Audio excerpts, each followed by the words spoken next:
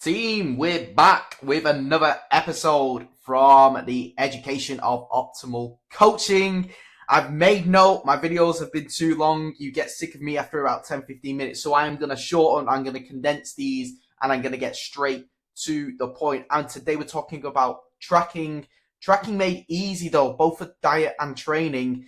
And we're going to be getting into basically how this is going to enhance your experience, your results, your journey, without being a nuisance, without getting in the way, without being an absolute task. In fact, it's actually going to give you more freedom, and I'm going to tell you exactly how that is.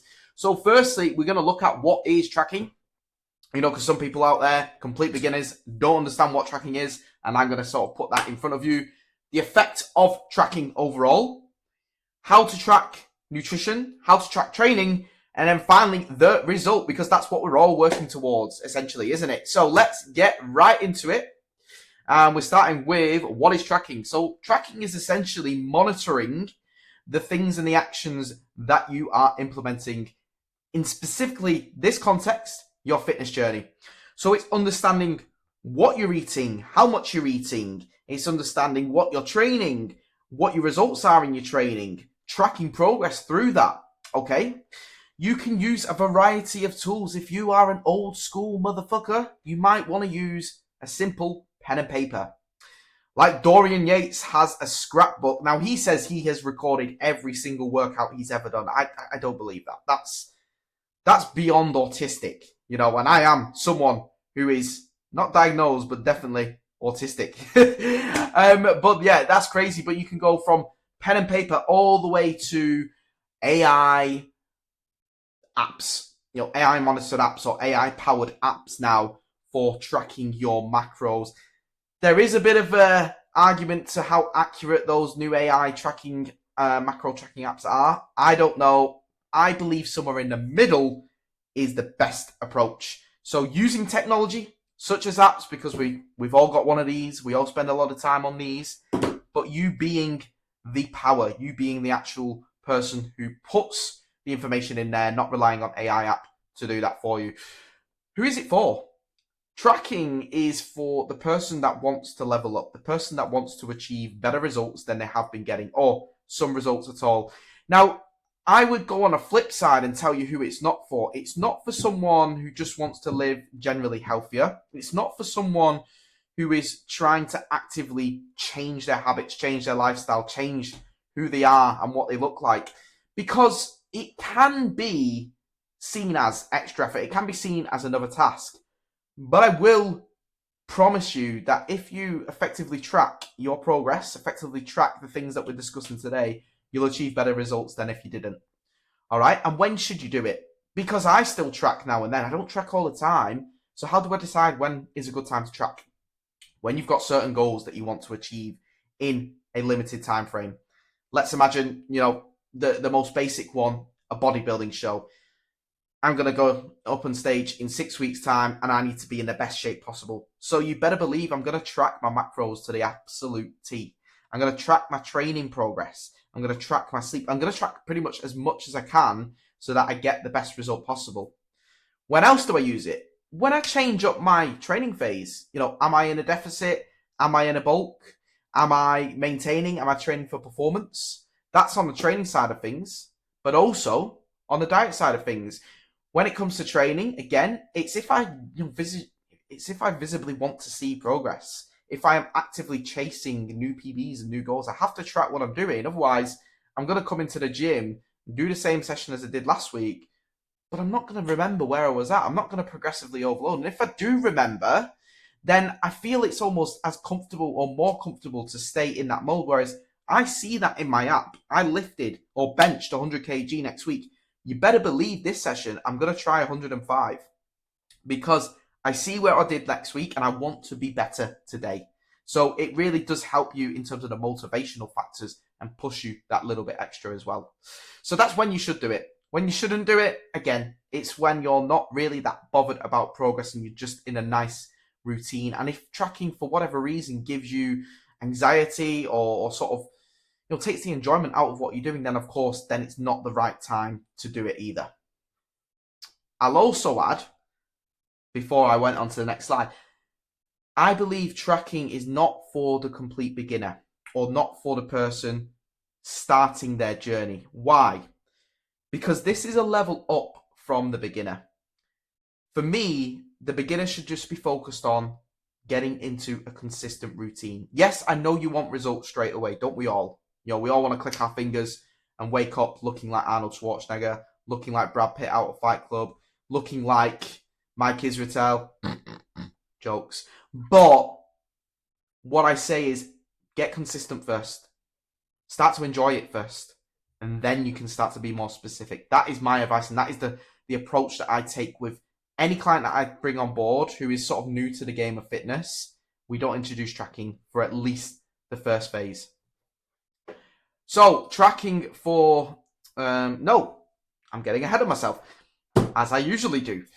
The effect of tracking. So, as you may think, and as you may see in my face, there's a lot of positives to tracking, and I believe way more positives than negatives, again, if used correctly.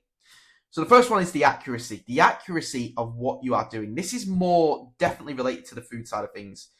And from an anecdotal experience that I do, I have been doing this for years. I've been, doing my own food and diet, and I've been doing hundreds and hundreds of clients.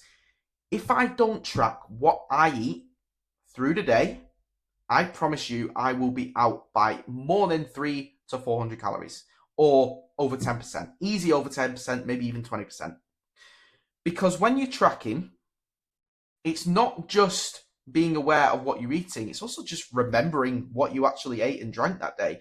Because if you ask me at the end of the day, and I've had my usual meals, I've been round to see my mum, had a cup of tea and a biscuit with her, went round to my sister's, she offered me a cake, she offered me some chicken, I don't fucking know, why would she offer me chicken, I don't know. But you forget those things because it's not in your usual routine. Whereas if you track at the time, great. You get it down on the app, on the piece of paper, wherever you're tracking, and it's there. It's there to remember, it's there to consider, and it just makes your awareness of the actual food that you're eating. So accuracy is key, okay? Awareness, as I just mentioned, being aware of what you're actually eating, the amount that you're eating when it comes to the diet, but also being aware of your training, understanding if you're getting stronger, if you're performing better, or if you're in fact going the other way, or that word we all hate to go through when we are training, plateauing, not making any progress, being stuck. Tracking helps us become aware of this, and therefore we can make the appropriate adjustments to progress and actually continue on our journey instead of getting stuck in the mud. Now, this is a controversial one because a lot of you who maybe don't track religiously or don't track at all, freedom is something I believe tracking brings. Why? Okay, so it's not freedom in the sense that you can just go and eat anything that you want, because that is freedom, but that comes with a cost. That comes with not being in shape. That comes with being fatter than you want to be. How it gives you freedom is the fact that you now are learning and starting to understand about your macros, about the food that you're eating, the nutrition, the calories. So when you're in a situation such as eating a meal out with your girlfriend, with your parents, with your family, whatever you're doing, and you're not quite 100% sure of every single ingredient in the food that you're eating, but you have a pretty damn good idea what's in there, you now have the freedom to be able to intuitively eat. Intuitively, to me, means still being aware, still understanding what you're eating without having to track, without having to look, but also staying within a remit, within a dimension, within a parameter of your goals, instead of I have no fucking idea, so I'm just going to eat for England and have a load of pints and just fuck up my progress. That is what I believe freedom is. Motivation. This definitely comes with the training side of things. Visually seeing yourself and that graph going an upward trajectory in terms of the weights that you're lifting, in terms of the number of reps that you're doing, in terms of the speed that you're completing a workout if you're in a sport like CrossFit, it is damn motivating. For example, I've been repeating some CrossFit WODs that I've done maybe, within the last year, within the last 12 months, this week and the past week. And I've improved on every single one of them. Even on Monday, I beat my time by 1 second, and it still gave me a buzz. I could have beat it by more, but, the idiot in me missed the exercise, and I had to go back to it and then start the exercise that I'd already started again. But my point being, seeing myself not only beat that time by a second, but knowing what I had to beat pushed me to do better in that workout. And it's the same when it comes to normal strength training. You see that you lifted a certain weight 1, 2, 3 weeks ago, and now you're lifting 10, 20, 30% more. Damn, things are moving. And that all equates to results. It all equates to results because you're aware of where you're at. You know how to move forward. You're better understanding of your journey. You're not just guessing and fiddling your way through like a priest with his young class of boys. Don't cancel me for that. I try to keep it cleanish. But that's what it brings. So let's think about tracking for nutrition specifically. Calories and macros. All right, straight away, this is what tracking is for. It's to understand the amount of calories that you're eating, and it's to understand the breakup or makeup of macronutrients that you're eating so that you can achieve your best results with your diet. It allows for consistency and repetition. How? Because now once you find, that sort of sweet spot where you found some meals that you enjoy, they fit into your macro and calorie goals, and then you can just simply repeat. And the best thing is, because you've tracked them and because you've learned what foods, what meals work for you, you can now put the tracking down for a bit whilst you're still in the same phase and just repeat. Repeat doesn't mean doing the exact same thing either. It means repetition, consistency. It just means repeating that routine. Technology. So, like I say, versus old school, it doesn't matter how you do it. I mean, for your own sanity, I think using an app is just sensible nowadays because it does all the calculations for you. They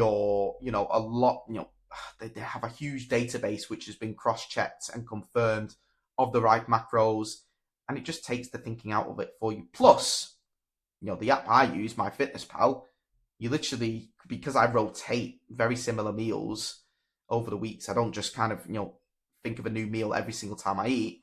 I can save that as a meal and then just when I track tomorrow, load that meal back up. Easy peasy. And that's what I would recommend for anyone starting tracking. Use the technology around you. If you are an old school geezer, that's fine. You've just got to be a little bit more proactive, and it's going to take a little bit more time and effort. And as I said, the effect.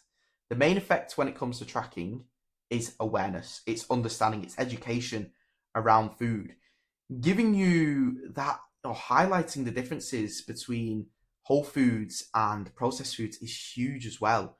Like, it helps you to understand how much shit you might be eating. Let's just face it. And when you change your diet to include more whole foods, but you feel like you're eating way more, it just highlights like why we should be eating more of the good stuff than the not so good stuff.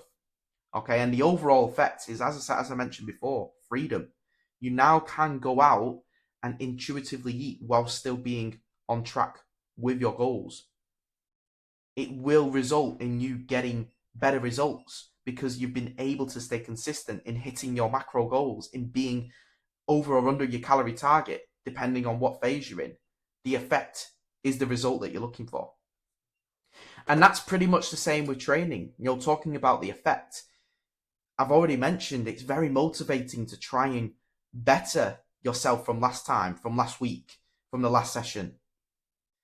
You can visually see yourself if you are progressing, if you are plateauing, or if you are even regressing, and then you can make the adjustments needed to actually get the results that you want to get.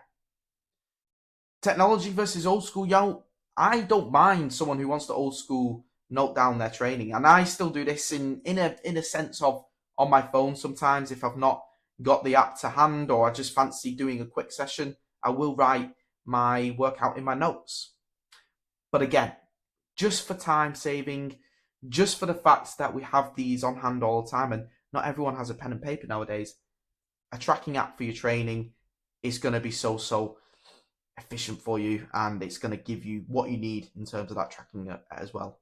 Now, the biggest thing that will come from tracking your training is the fact of progressive overload. And for those who don't know, progressive overload is the key ingredient to you getting stronger, getting more muscular. You simply can't get more muscular or stronger without progressively overloading. And when you're tracking, it allows you to understand how to progressively overload with each individual exercise. So essentially, you're going to get more out of that training session. You're going to get better results out of your training. Okay. And that's obviously what you're doing it for. If you're doing it for something else, I don't know what that would be, then fine, don't track. But what's the point? And then finally, the result. The result, because we all want to get a result from our training. We all want to get a result from our diet. There has to be a purpose, otherwise we're not going to stick to it. So as I said, when you add tracking into your doings, into your actions, there's more accuracy straight away. It gives you more focus and purpose because now you're being able to monitor your journey, hit milestones, celebrate those wins when you lose a kilo, 5 kilos, 10 kilos, when you add 10, 20, 30% to your lifts, celebrate them. Goals, milestones are super, super important to keep you on track because you're working towards something. It's like getting in your car. You always have a destination, or you should do, unless you're a real petrol head and just want to kind of rag your car around, which is, it's fine if you've got a fast car. But 9 times out of 10, you have a destination in mind.